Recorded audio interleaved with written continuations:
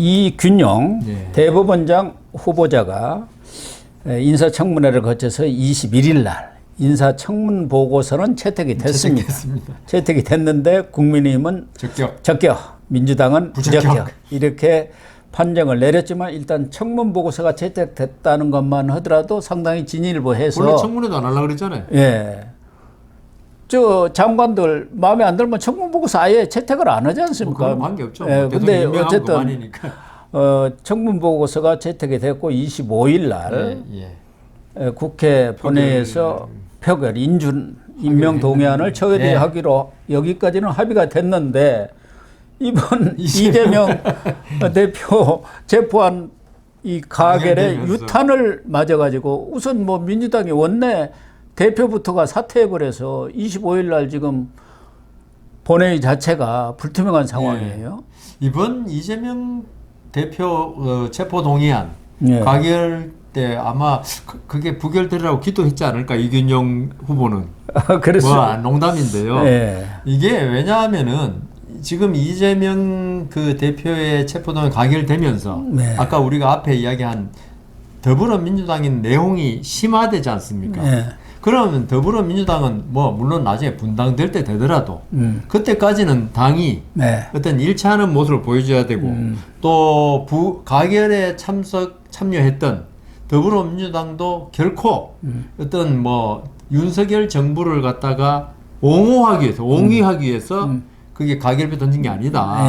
우리는 국회의원으로서 한 나라의 헌법상 의무를 이행한 거고 그다음 국민들이 지탄하는 방탄국회라는 오명을 피하고 그다음 내년 총선에서 그 어떤 그 방탄국회 때문에 총선에서 어떤 불리함을 막기 위해서 가결표 던진 것이지 윤석열 정부에 찬성하고 이렇게 산 건 아니다라는 그 이미지를 모습을 국민들 야권 지지자한테 보여줄 필요가 있거든요. 그래서 그런 먹이로서 제일 좋은 게 바로 이균용 대법원장 후보자에 대한 인준 투표라고요. 여기서 다시 한번 뭉쳐서 부결시키면은 그렇죠. 이 가결표를 던졌다는 사람에 대해서도 야권 진보 지지자들이 개딸들은 뭐 예입니다. 저는 그 사람들은 이재명을 위한 사람들이기 때문에 거기에서도 가결표 던진 사람들이 윤석열 아까 차도 살인하고 이야기했잖아요. 그런 건 아니었구나.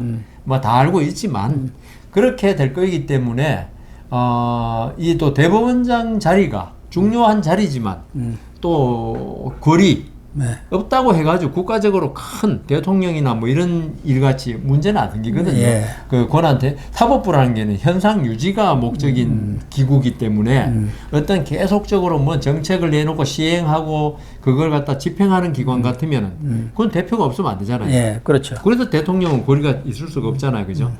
그런데 사법부는 좀 달라요. 그리고 대법원장은 사실은 법원 행정을 하는 사람이지 재판은 전원합의체장이지 그것도 사실은 대법원장이 전원합의체에서 의견을 내지는 않습니다. 그러니까요. 대법원장은 다수 의견 쪽으로 고개 돌려주는 역할이지.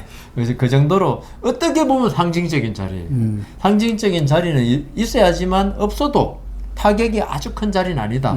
그러면은 이걸 부결시키더라도 물론 그 공백 상태가 좋은 건 아니죠. 한 나라의 3부 요인, 요새는 5부 요인인데 한 자리가 없으면은 좀 문제는 있지만은 더불어민주당이 그렇게 욕먹지는 않는다. 그리고 윤석열 정부의 폭압 이런 게 대해서 동조하는 사람들이 볼 때는 이 야당이 일치해서 부결시키면 야당이 제 역할을 하는구나.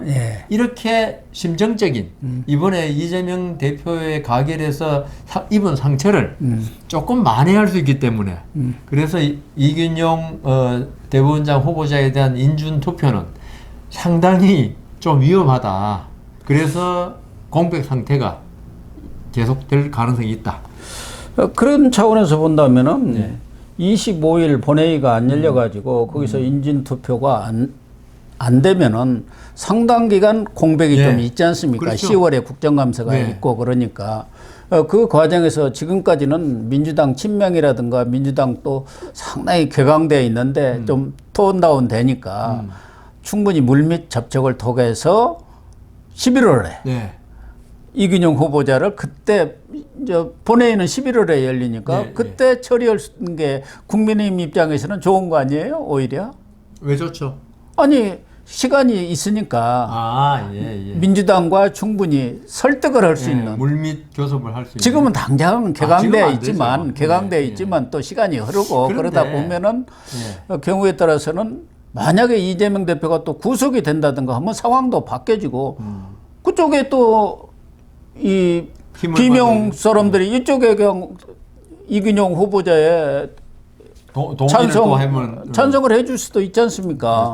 그렇죠. 그러면은 얼마든지 처리가 가능하죠. 저도 이균용 후보가 빨리 좀 인준돼 가지고 정상적인 법원을 이끌어 나갔으면 좋겠는데 지금 이번에 청문회에서 나타난 이균용 후보의 어떤 그 이번에 부적절한 점들 이게 더불어민주당이 항상 이용하는 그 어떤 부자 막대한 유산의 상속 이런 부분이 있어가지고 더불어민주당이 그걸 많이 지금 선전했지 않습니까? 그렇죠. 그걸 뒤덮으면서 이때까지 지금 그 더불어민주당 기존으로 했던 부결이거든요. 이걸 갖다가 뒤덮을 만한 그게 있어야 되는데 다만 아까 말씀하신 대로 어떤 물밑 교섭으로 하나 주고 하나 받는 이런 거는 될 수 있겠죠. 근데 국민의힘이 뭘 줄 것인지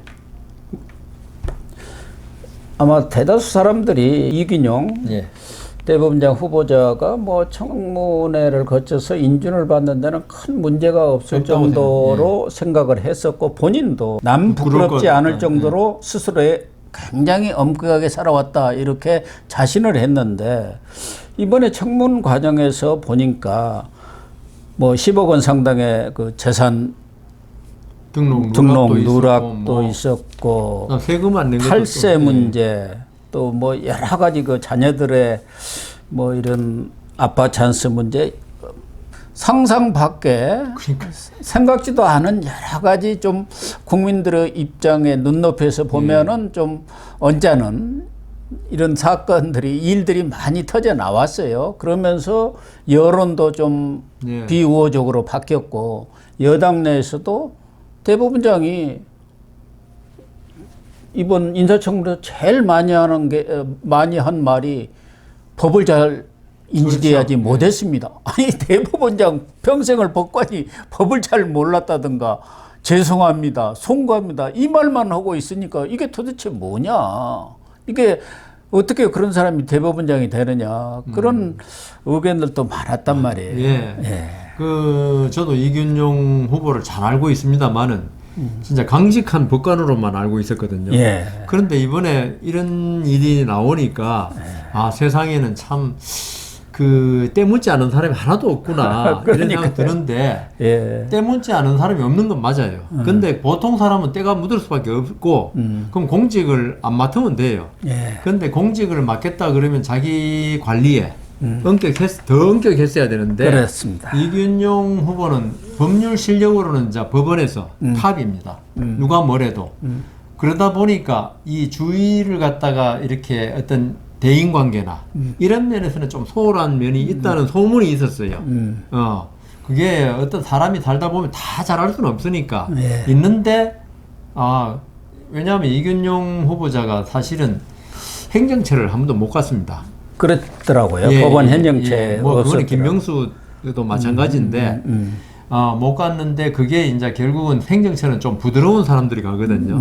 근데 이균용 후보는 좀 강직한 강직한 성격.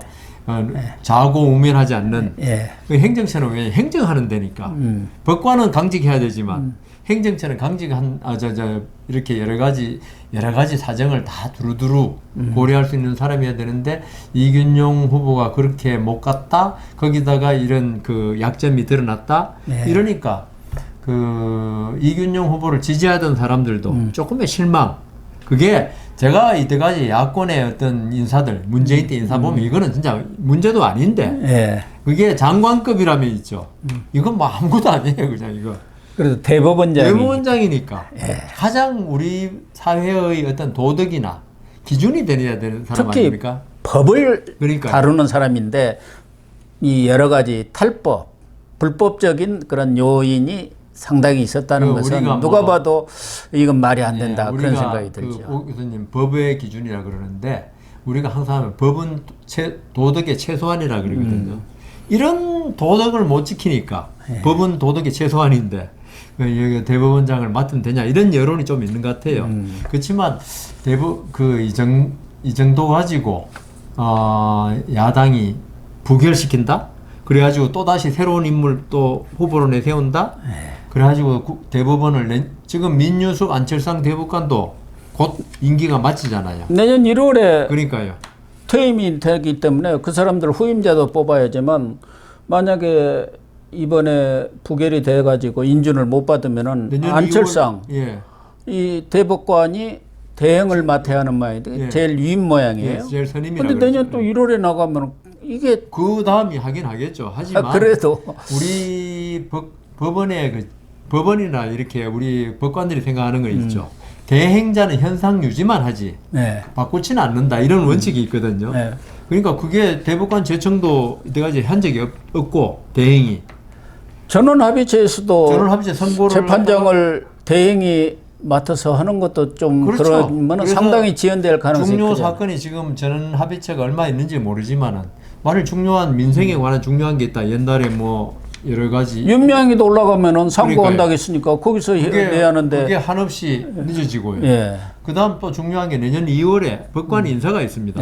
법관 인사하면 지금 법관이 한 3천 몇백 명이니까 한 1,000 몇백 명 정도 움직이거든요.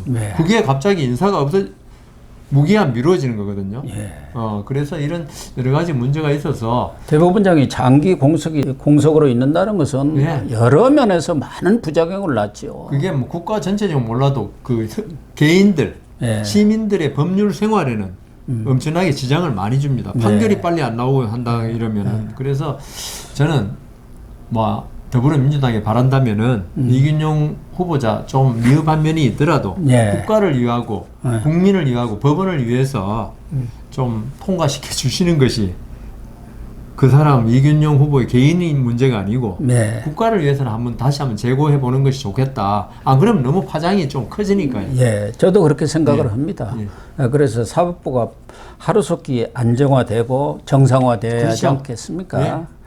그런 차원에서 민주당도 정치적인 투쟁에 너무 매몰되지 말고 합리적인 이성으로 이렇게 판단을 대국적으로 판단을 해 주시기를 촉구를 하겠습니다. 저도 마찬가지입니다. 네, 시청자 여러분, 오늘 방송은 여기서 마치도록 하겠습니다. 시청해 주셔서 감사합니다.